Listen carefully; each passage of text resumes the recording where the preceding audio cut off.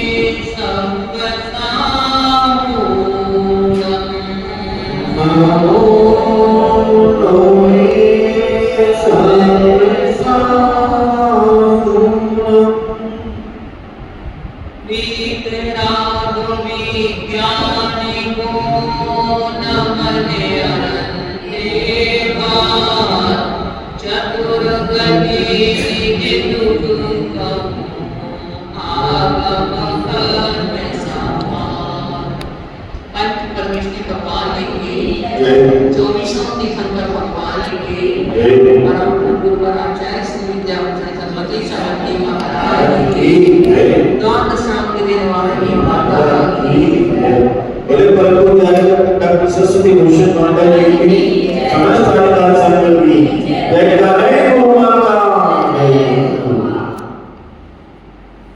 धर्म स्नेही बंधुओं,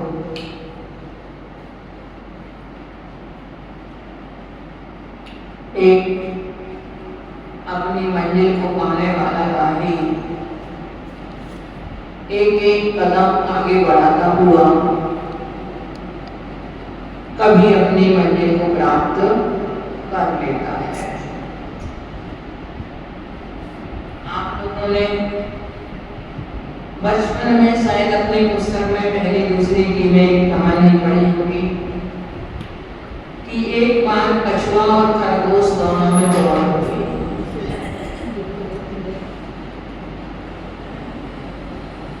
जब दोनों में दौड़ हुई तो ये तो है कि खरगोश की चाल तेज होती है, कछुए की चाल धीमी होती है।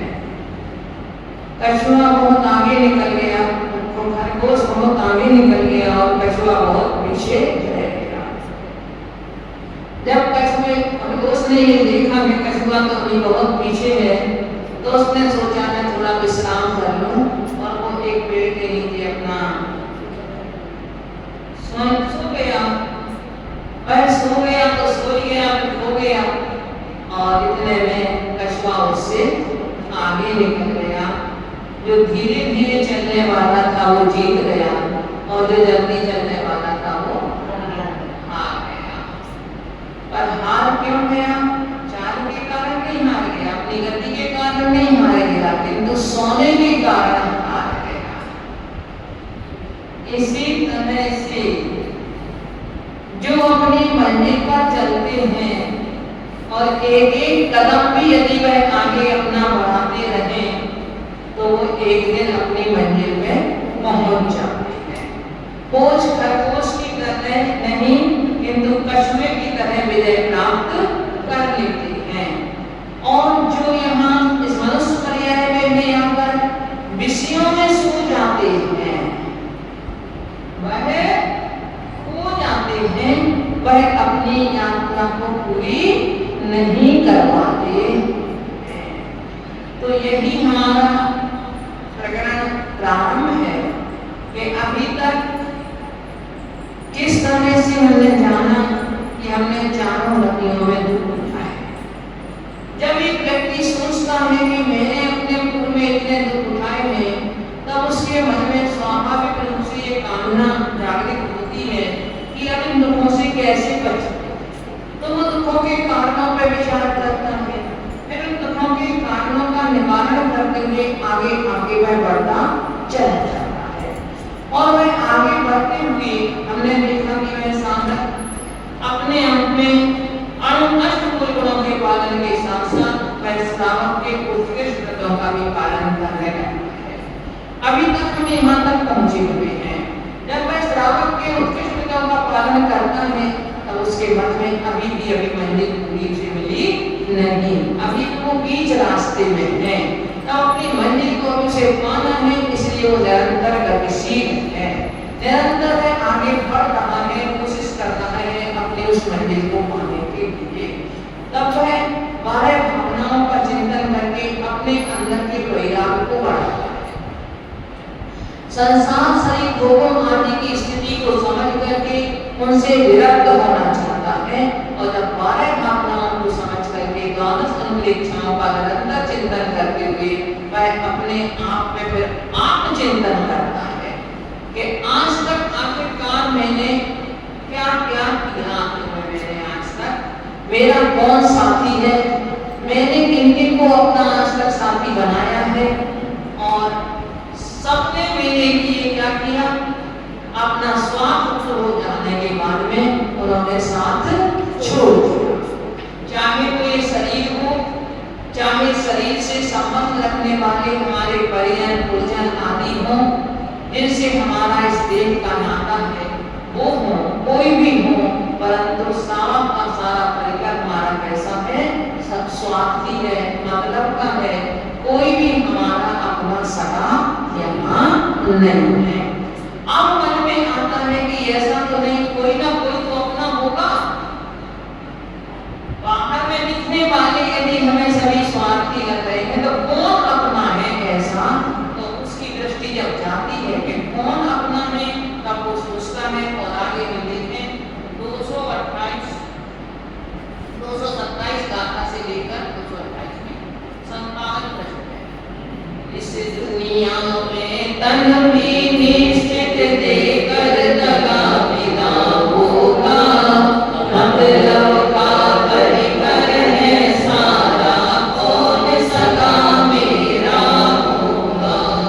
ज्ञानानंद दरस यार भी मुझको सौगत दिलाएगा, शांति के लिखित मेरी है, उससे मुझे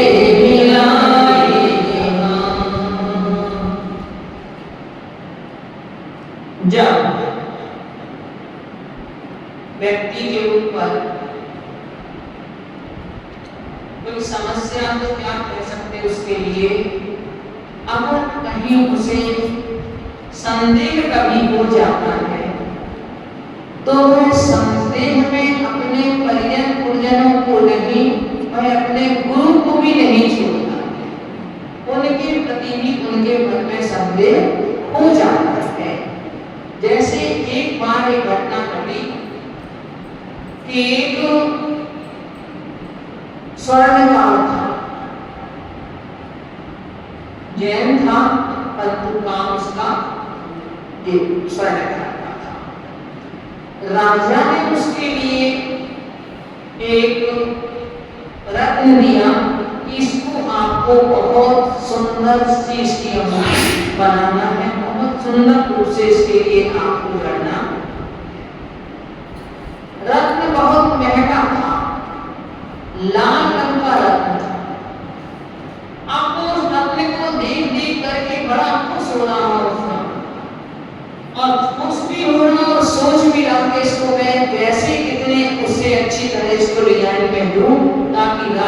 अधिक से अधिक प्रसन्न मेरे पर हो जाए।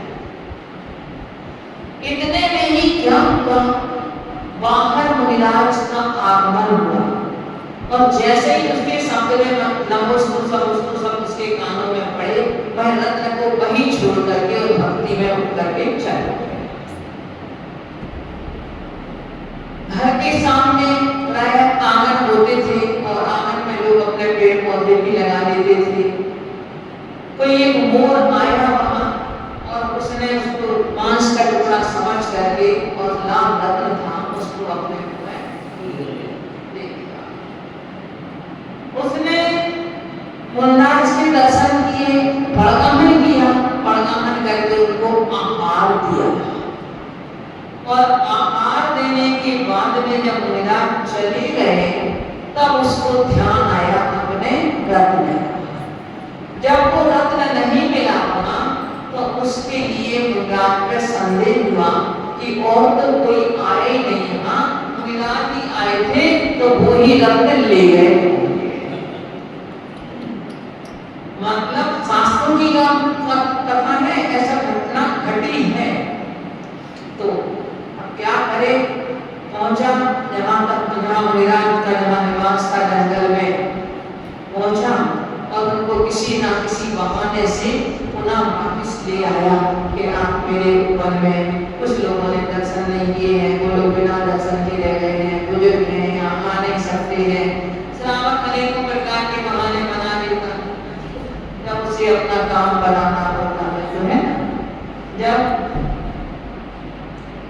रामचंद्र जी के पैर प्रक्षालन करना थे उसने क्या कहा कि मैं पहले आपके चरण धोऊंगा, कहीं आपके पैर लगने से एक पाषाण की सलाह स्त्री बन गई और मेरी नाव को काटती है तो उसका क्या होगा, फिर मैं कैसे रोटी को चलाऊंगा।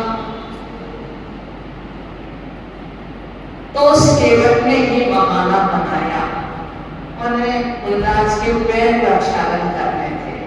तो व्यक्ति राग में या द्वेष में, इन दो में अनेकों योजनाएं उनको सफल करने के लिए बनाता है। मुनिराज को ले आया, मुनिराज सरल स्वभावी वो आ गए और आने के बाद में वहां उसने थोड़ा छोटा बगीचा सा तो था, इसने उनको बिठाया।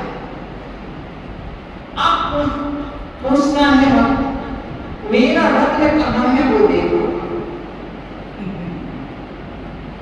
अब मुनिराज ने सोचा यहाँ तो कोई मेरा है नहीं, ना ये मानेगा ना मैं मना करूंगा। तो उन्होंने मौन धारण कर लिया कि अब ये मेरा उपसर्ग का समय है, यदि इस उपसर्ग से हटूंगा तो मैं मतलब मौन बोलूंगा, नहीं तो मौन नहीं रखूंगा। क्योंकि जब व्यक्ति क्रोध के आवेग में होता है तब वो किसी की सुनता नहीं है। और अपन ये जानते हैं कि गर्म तवे को यदि ठंडा किया जाता है तो जल डाल करके ठंडा किया जाता है, जल की बूंदों से ठंडा किया जाता है। गर्म लोहे को गर्म लोहे से नहीं काटा जाता, किंतु गर्म लोहे को ठंडे लोहे से काटा जाता है। तो मुनिराज ने तो मौन ले लिया और अपना बैठ गए। अब वो बार-बार बोलता, जब व्यक्ति कुछ बुलवाना चाहता है सामने वाला ना बोले तो उसका क्रोध और बढ़ जाता है। उसने अंत में उसे गुस्सा आई जब मुनिराज नहीं बोले तो तीर और क्रोध आ गया। तो उसने लेकर के डंडा उठा दिया हाथ में और डंडा उठाकर, परंतु जो ही उसने उस डंडे को मारने के लिए ऊपर ला दिया, वो डंडा उसके हाथ से छूट करके पेड़ पे जो मोर बैठा था उसके गले में लगा और मोर के गले में वो रत्न अभी फंसा हुआ था और डंडे को लगने से वो रत्न उसने उगल लिया। और जैसे ही मोर ने रत्न उगला तो यहाँ मुनिराज अपनी सामायिक में बैठे हुए थे और उनके लिए उसी समय केवल ज्ञान की प्राप्ति हो गई। तो वहां उन्हें केवल ज्ञान की प्राप्ति हुई। तो वहां से देव का समूह आने लगा और उसे फिर अपनी गलती का पश्चाताप हुआ। यदि वो रत्न ना मिलता तो वो मुनिराज को ही दोषी ठहराता रहता। वो तो रत्न उसका मिल गया तो उसने लेके मन में आई और उसने फिर मुमताज के चरणों में अपना पश्चाताप किया। अब तो केवल ज्ञान की प्राप्ति हो चुकी थी, तो अब तो कुछ और सवाल भी नहीं उठता था दूसरी ओर शंकाओं का। तो कहने का तात्पर्य ये है कि व्यक्ति इस तरह से जुड़ा हुआ है, एक चिंता करने के लिए हमारे लिए स्वयं की बात है कि मैं धन से, वैभव से, मकान से, दुकान से, मैं अपने परिवार से, अपने परिजनों से, अपने शरीर से कितना मेरा महत्व है, कितना मेरे लिए प्रति आसक्त हूं। अगर कि मुनिराज के लिए भी मैं नहीं छोड़ सका, एक हमें स्वयं को सोचने की बात है। पर क्या ये मेरा साथ निभाएंगे? क्या ये मेरे साथ में जाने वाले हैं? क्या ये वास्तव में मेरे हैं? नहीं, मैं सिर्फ इनको मानता हूं कि ये मेरे हैं, बाकी ये मेरे हैं नहीं। जब तक इनकी अनुकूल में चल रहा हूं, इनकी मैं पूर्ति कर रहा हूं परिवार के लोगों की, तब तक ही वो हमारे अपने दिख रहे हैं। जिस दिन अगर उनका एक काम भी नहीं हो पाएगा तो समझ लो कि वह हमारा जो उनके मन में श्रद्धा रहेगी वह श्रद्धा की बात नहीं रहती। कहते हैं कि कमाओ क्रोध और कमाओ क्रोध के प्रति मां की दृष्टि भी बदल जाती है। अगर किसी के पति ने भी ना कमाती हूं तो क्या वह पत्नी उसका सम्मान करती है? क्या वह उनको सम्मान दे सकती है? नहीं दे पाती है। तो ये संसार की स्थिति है। इसी तरह से इसके साथ साथ आज हमें रहना कि परिकर है ही मेरा, किंतु क्या एक तन भी मेरा है? ये तन भी एक दिन मुझे जरा देगा, यह तन भी मेरे अनुसार चलने वाला नहीं है। जब कभी मेरी अवस्था अधिक हो जाएगी, वृद्धापन आ जाएगा, जवानी अवस्था में तब तक तो व्यक्ति अहंकार में डूबा रहता है कि मैं सब कुछ कर सकता हूँ और बुजुर्ग लोगों के लिए वह उतना नहीं, तो उसके लिए उन्हें सम्मान दे पाता है। अरे ऐसा नहीं कर सकते, वैसा नहीं कर सकते, वैसा नहीं कर सकते, उनके लिए अनेकों रूप से आरोपित किया जाता है। किंतु जब स्वयं की वृद्धावस्था आती है और वो अपने शरीर से कहें कि भाई अब तुम्हें 1 घंटे बैठ करके सामायिक करना है, भाई तुम्हारे लिए हमें तीर्थ यात्रा के लिए जाना है, तुम्हें समय से गंदी का पर्वत चढ़ना है, तुम्हारे लिए चलो गुरुओं के दर्शन को जाना है, तुम्हें बैठ करके 2 घंटे स्वाध्याय करना है, तो ये शरीर क्या कहेगा? आपका साथ देगा?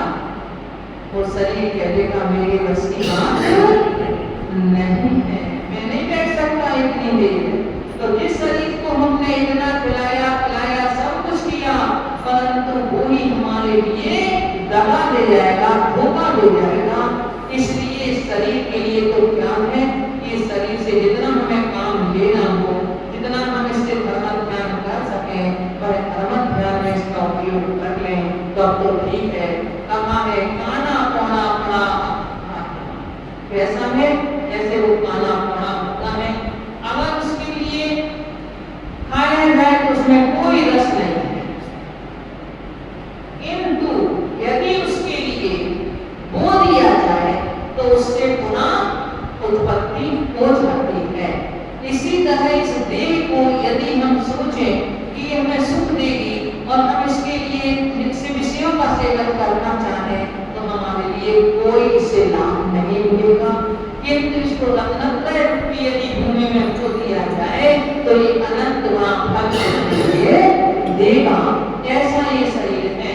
तो अब अपना एक चिंतन चल रहा है कि ये शरीर भी मेरा नहीं है और सारा का सारा शरीर भी कैसा है, मतलब का है। मेरा सगा कौन है? कोई भी मेरा सगा नहीं है।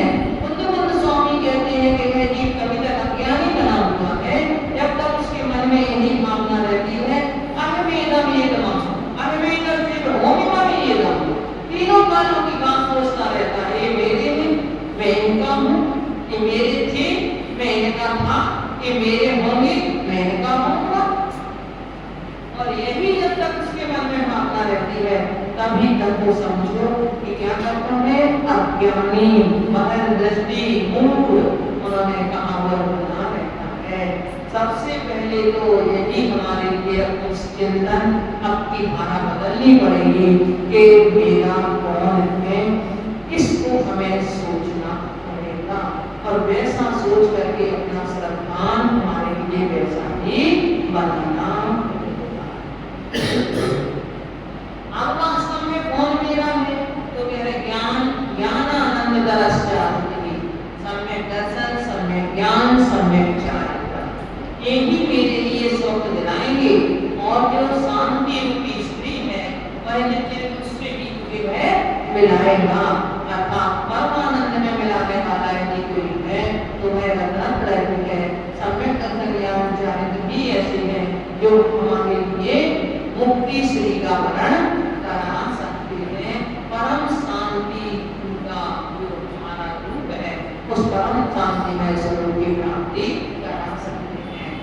आगे बोलते हैं, चिंता चिता भूल मेरी से ही प्रतिकूल किए, वेद ज्ञान की नियत योगी से मेरी अनुभूति दिए, भूल नहीं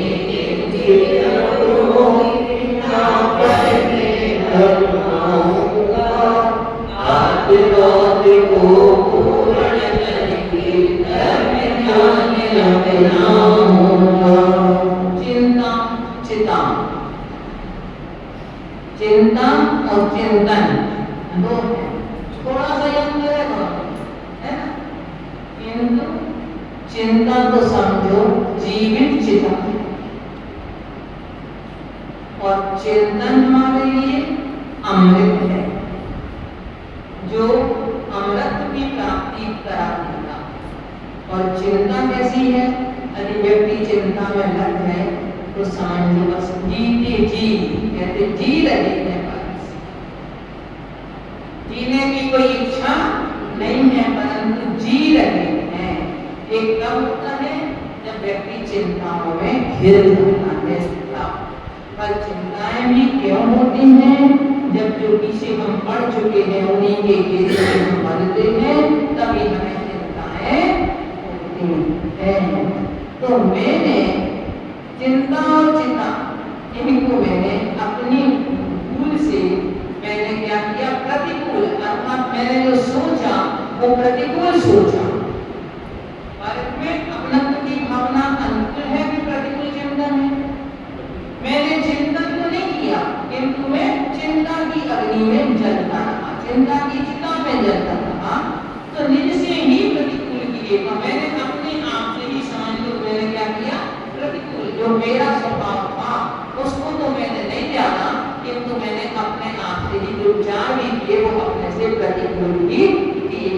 वेद ज्ञान की जरूरत थी, जो वेद ज्ञान क्या था, शरीर और आत्मा कर्मों से मैं भिन्न, शरीर से भिन्न, परिवार से भिन्न और भी परिजन से भिन्न, सबसे भिन्न की स्थिति है जो इस ज्योति से मैंने अनुभूति में ही अनुभूति की। माने जब मेरे अंदर वेद ज्ञान की ज्योति जागृत हुई तब वेद ज्ञान की ज्योति जागृत होने से मुझे यथार्थ का ज्ञान, मेरे अंदर ज्योति जागृत हुई अर्थात मेरे अंदर प्रकाश जागा और वह प्रकाश जागा तो उससे मैंने जाना कि अरे ये तो कोई भी मुझे नहीं है, जो मैं कर रहा हूँ वो मैं सारा का सारा प्रतिकूल ही कर रहा हूँ, सारा मैं विपरीत ही कर रहा हूँ।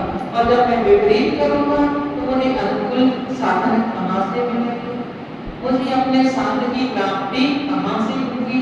अब मेरी किंतु अब मैं इसके लिए संकल्प करता हूँ कि अब मुझसे बिल्कुल भी जरा भी भूल नहीं होगी और ना मैं पर में भरमाऊंगा।